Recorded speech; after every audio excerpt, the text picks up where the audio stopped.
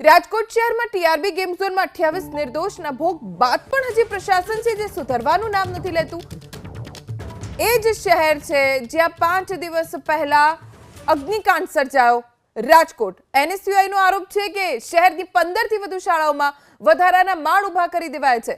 આ વધારાના માળ પ્લાસ્ટિકના ડોમ ઊભા કરી દેવાયા। રાજકોટ કોંગ્રેસ પ્રવક્તા અને વિદ્યાર્થી અગ્રણી રોહિત રાજપૂત તરફથી વિડીયો વાયરલ કરવામાં આવ્યો।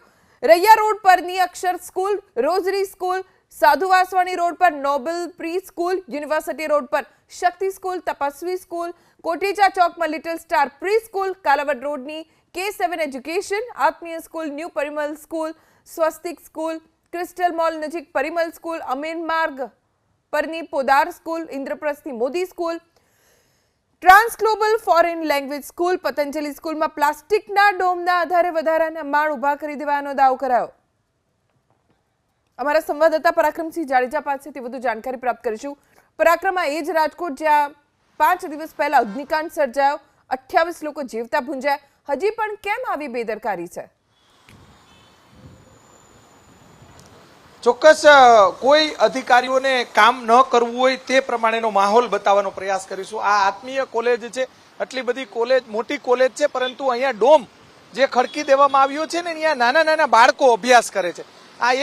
આ બ્રિજ ઉપરથી અત્યારે અમે કાલાવર રોડનો બ્રિજ છે ત્યાં 3 સ્કૂલ બતાવવાનો પ્રયાસ કરીશું। આત્મીય સ્કૂલ, અહીંયા જે પરિમલ, જે આ તરફ પરિમલ સ્કૂલ છે એ બતાવવાનો, એક જ જગ્યાએ 3 ન્યૂ પરિમલ સ્કૂલ છે ત્યાં પણ ડોમ ઉભો કરી દેવામાં આવ્યો। ત્યાં પણ હમણાં બાળકો ભણવા માટે આવી પહોંચશે અત્યારે। અને આ ત્રીજું K7 ઇન્ટરનેશનલ અહીંયા પણ બાજુમાં છે। આ કઈ રીતે મંજૂરી આપી હશે મહાનગરપાલિકાએ, અથવા તો ખાનગી શાળા સંચાલક મંડળ શું કરે છે? જિલ્લા શિક્ષણ વિભાગના અધિકારીને મેં અનેક વખત ફોન કર્યો, એ ફોન ઉપાડતા નથી। અહીંયા રોહિત રાજપૂત છે, એની સાથે વાત કરીશું, કેમ કે આ બધા વિડીયો છે એમના દ્વારા જ ઉતારી અને મીડિયાને આપવામાં આવ્યા છે। ખરેખર વિદ્યાર્થી આગેવાન આવા જ હોવા જોઈએ કે ખરેખર વિદ્યાર્થીઓના હિતમાં કામ કરે। રોહિતભાઈ, આ બધા કારખાના, સ્કૂલ નહીં કહું, કારખાના એટલા માટે કે જે પ્લાસ્ટિકના ડોમ ઊભા કર્યા છે, જ્યાં શિક્ષણનું ધામ છે, તે ગમે ત્યારે રાજકોટની અંદર અહીંયાથી અડધો કિલોમીટર દૂર જ આખી ઘટના બની, તમે ને હું હાજર હતા, પણ હજી સુધી કોઈ કાર્યવાહી નહીં। રાજકોટની 90% શૈક્ષણિક સંસ્થાની અંદર સ્કૂલો હોય, પ્રી સ્કૂલો હોય કે ક્લાસીસ હોય, તમામની અંદર મોતના માછલા સમાન આવા બિનકાયદેસર પ્લાસ્ટિકના ડોમ ઊભા કરેલા છે અને આની અંદર એસી રાખેલા છે, કોમ્પ્યુટર લેબ રાખેલી છે। ત્યારે કોઈ આકસ્મિક ઘટના બને તેનો જવાબદાર કોણ? ગઈકાલે જિલ્લા શિક્ષણ અધિકારીને અમે પુરાવો આપ્યા, જિલ્લા વહીવટી તંત્રને આપ્યા। જિલ્લા શિક્ષણ અધિકારી રસ જ નથી, મેં ઉપાડતા જ નથી, ફોન જ નથી ઉપાડતા। અમે વહીવટી તંત્રને 2 દિવસની ચીમકી ઉચ્ચારી કે ભાઈ તમારાથી કામ થાય તો કરજો, નકર વિદ્યાર્થી પ્રતિનિધિ તરીકે અમે આ તોડી પાડશું। વિદ્યાર્થીઓ 7 લાખ જેટલા વિદ્યાર્થીઓ આ સ્કૂલોમાં અભ્યાસ કરે છે રાજકોટમાં, ત્યારે તેમના જીવ ઉપર જોખમ છે। ત્યારે વહીવટી તંત્રએ જ્યારે બંગડીઓ પહેરી લીધી હોય, નપાવટ હોય, બે જવાબદાર હોય, એને કારણે 30 લોકો, નિર્દોષ લોકોના મોતને ઘાટ ઉતર્યા છે। હજી વહીવટી તંત્ર શેની રાહ જોઈ રહ્યું છે? આનાથી શરમજનક ઘટના શું હોઈ શકે? તમે પૈસા અને સ્વાર્થ માંગીશ, આપ જોડાયેલા રહો, આપની પાસેથી જાણકારી મેળવીશ। અત્યારે આપણી સાથે ખાનગી શાળા સંચાલક મંડળના પ્રમુખ ડીવી મહેતા જોડાઈ ગયા છે। મહેતાજી, શું આપને જાણ છે કે આવી રીતે શાળાઓ ઊભી કરી દેવાઈ છે? જે ડોમની વાત છે એના અનુસંધાને અમે બી રાજકોટ જિલ્લા શિક્ષણાધિકારીશ્રીને વાત કરી છે, અને જે શાળાઓમાં આ પ્રકારના જોખમી ડોમ હોય એ ઉતરી જવા જોઈએ અમે સ્પષ્ટ માનીએ છીએ। એમાં સ્વનિર્ભર શાળા સંચાલક મંડળ કોઈ પણ શાળાને જે સલામતીની બાબતમાં છે ત્યાં બાંધછોડ કરશે નહીં અને કોઈ પણ શાળાને આ પ્રકારનો સહકાર આપશે નહીં, એ અમે ખાતરી આપી છીએ। અને અમે સ્પષ્ટ તંત્રને પણ એ બાબતમાં અમે કહેવા માંગીએ છીએ કે સ્વનિર્ભર શાળા સંચાલક મંડળ છે એ આ બાબતમાં ક્યાંય હસ્તક્ષેપ નહીં કરે સલામતીની બાબતમાં। ગઈકાલે જ અમારે ને રોહિતભાઈને બી ટેલિફોનિક વાત થઈ હતી, રોહિતસિંહ રાજપૂતને, કે આ વિષયમાં અમે તમારી સાથે જ છીએ અને કોઈ પણ સલામતીની બાબત હોય, ફક્ત ડોમની વાત નથી, પણ તમામ શાળાઓ હોય કે કોઈ પણ જાહેર સ્થળ હોય ત્યાં સલામતીની સંપૂર્ણ પ્રકારે કાળજી લેવાય એ માટે અમે સંપૂર્ણપણે કટિબદ્ધ છીએ અને એ બાબતનો અમે પૂરો આગ્રહ જ રાખીએ છીએ। એટલે એમાં અમારા તરફથી કોઈ પણ પ્રકારનો હસ્તક્ષેપ કે કોઈ પણ શાળાને છાવરવાની વાતમાં અમે કોઈ પણ જગ્યાએ સહયોગ આપશું નહીં। અમે સ્વનિર્ભર શાળા સંચાલક મંડળ આ બાબતમાં વિદ્યાર્થીઓની અને શિક્ષકોની સલામતી બાબતમાં સંપૂર્ણપણે છે એ સ્પષ્ટ છે। જો પ્રશાસન તો એની રીતે કામગીરી કરવાનું છે, ચેકિંગ તપાસ એ બધું જ થવાનું છે, અહીંયા વાત બાળકોની આવે છે, તો શું આપના થકી અન્ય જે શાળા સંચાલકો છે એમને દરેક પ્રકારનું ન માત્ર ડોમ પણ ફાયર સેફટી છે કે પછી એક્ઝિટની કોઈ જગ્યા છે કે નહીં, શું એ તમામ તકેદારી રાખવાની જવાબદારી આપ લેશો? યસ સી અમે આવતીકાલે જ બધી શાળાઓની મિટિંગ બોલાવી છે. આવતીકાલે સાંજે જ 6 વાગે મિટિંગ બોલાવી છે અમે. અને આ મિટિંગમાં અમે ફક્ત ફાયરના એનઓસી નહીં પણ સંપૂર્ણપણે સલામતીની કાળજી લેવાય એના માટે અમે તાકીદ તમામ સંચાલકોને કરવાના છીએ. સાથે સાથે એની ગાઈડલાઈન અને અમે એવું પણ કરીએ છીએ કે વર્ષમાં 2 વખત જે ફાયર જે છે એની મોક ડ્રીલ દરેક શાળામાં એક જ દિવસે એક જ સમયે એક જ સાથે થાય અને એની પહેલી મોક ડ્રીલ છે એ જૂનના બીજા અઠવાડિયામાં થશે, જૂન મહિનાના. અને આ ઉપરાંત તમામ પ્રકારની સેફટી મેં વાત કરી એમ કે ફક્ત ફાયરના ડોમનો નથી પણ એ સિવાય પણ અન્ય રમતગમતના ગ્રાઉન્ડમાં હોય કે અન્ય કોઈ પણ જગ્યાએ હોય તો સંપૂર્ણપણે સલામતી છે એના માટે અમે તમામ સંચાલકોને માર્ગદર્શન આપશું અને એનું રેગ્યુલર ફોલોઅપ પણ અમે લેશું, એની પણ અમે ખાતરી આપી છે. આભાર મહેતાજી, એબીપી અસ્મિતા સાથે વાત કરવા માટે.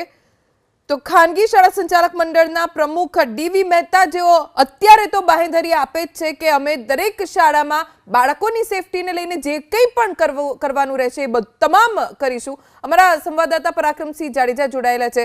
જી પરાક્રમ, શાળા સંચાલકના જે પ્રમુખ છે ડીવી મહેતા અત્યારે તો બાંહેધરી આપી રહ્યા છે, જે દાવો રોહિતભાઈ કરી રહ્યા હતા કે અમે તમામ પ્રકારની કામગીરી કરીશું, મોક ડ્રીલ કરવાની છે તો એનું પણ અમે આયોજન કરી રહ્યા છીએ. ચોક્કસ આ બાળકોના ભવિષ્યનો સવાલ છે કે આગ લાગે કે કોઈ દુર્ઘટના બને તો એના માટે જવાબદાર કોણ?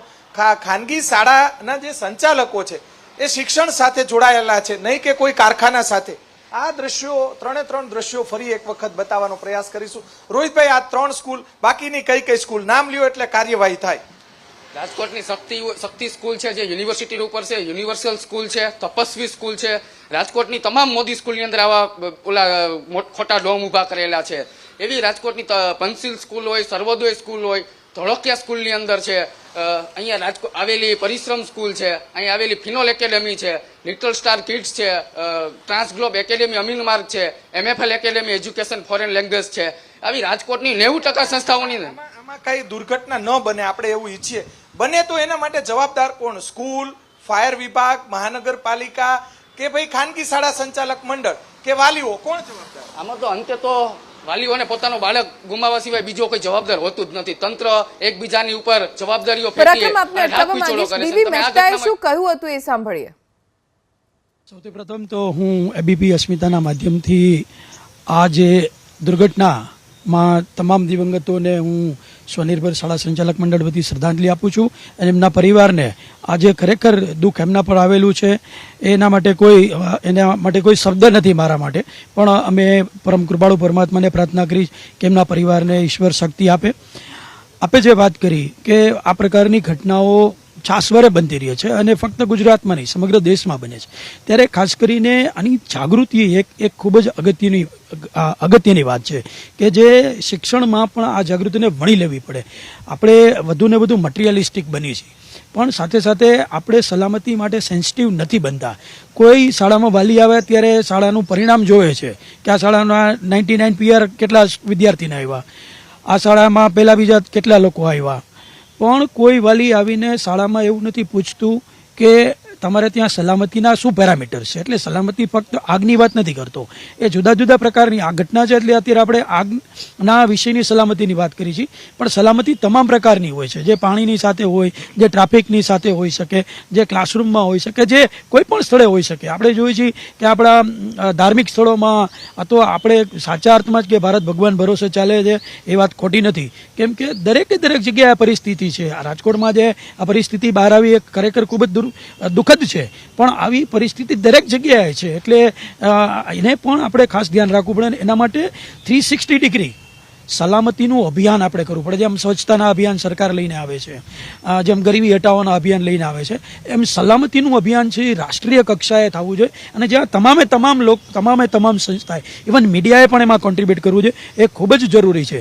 જ્યાં સુધી આપણે ડોમની વાત કરી એ આપની વાત સાચી છે કે જે શાળાઓમાં આજે પણ ઘણી શાળાઓ એવી હશે કે જેમાં ડોમ હશે, પરંતુ હું એ શાળાઓને સ્પષ્ટ કહેવા માંગુ છું કે આપ આ ખરેખર પાપના ભાગીદાર બનશો. આજે જ મને એક સંચાલકનો ફોન આવ્યો કે ભાઈ આવું છે, ડીઓની સૂચના છે. મેં કીધું કે તમે અગાઉ ડોમ નથી ઉતાર્યો, એ તમારી ભૂલ છે, તમારે આજે આ ઉતારી લેવો છે. અને હું સ્પષ્ટ માનું છું કે કોઈ પણ જગ્યાએ કોઈ પણ વ્યક્તિની, હું ફક્ત બાળકની વિદ્યાર્થીની વાત નથી કરતો, સલામતી છે એ સૌથી અગત્યની વસ્તુ છે, જેના માટેના તમામ પ્રિકોશન લેવા જોઈએ. અગાઉના ઘણા વક્તાઓએ પણ વાત કરી કે આના પેરામીટર સેટ થવા જવાની જાગૃતિ આવી જોઈએ. દરેકે દરેક શાળા કે દરેકે દરેક પ્રિમાઇસીસ કે દરેકે દરેક બિલ્ડિંગમાં પણ આના માટેના પેરામીટર્સ છે એની કમ્પ્લીટ ડિસ્પ્લે હોવું જોઈએ કે જેના માધ્યમથી અને વાલીઓએ પણ જાગૃત બનવું પડે, લોકોએ પણ જાગૃત બને. તમે કોઈ પણ ગેમ ઝોનમાં જાઓ છો, તમે કોઈ પણ થિયેટરમાં જાઓ છો, કોઈ પણ મોલમાં જાઓ છો, તો એના માટે તમે પણ એટલા જાગૃત બનો, એ પણ ખૂબ જ જરૂરી છે.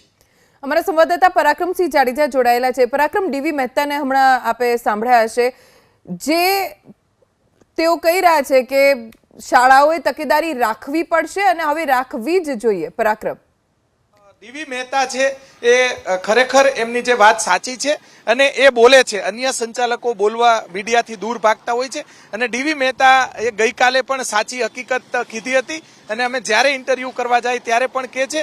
પરંતુ ખરેખર શાળા સંચાલક મંડળના એ પ્રમુખ છે તો એની વાત જે છે એ સંચાલકોએ માનવી જોઈએ. આ રીતે કારખાના, જે સ્કૂલોની અંદર કારખાના ઊભા ન કરવા જોઈએ. ગમે ત્યારે સળગે.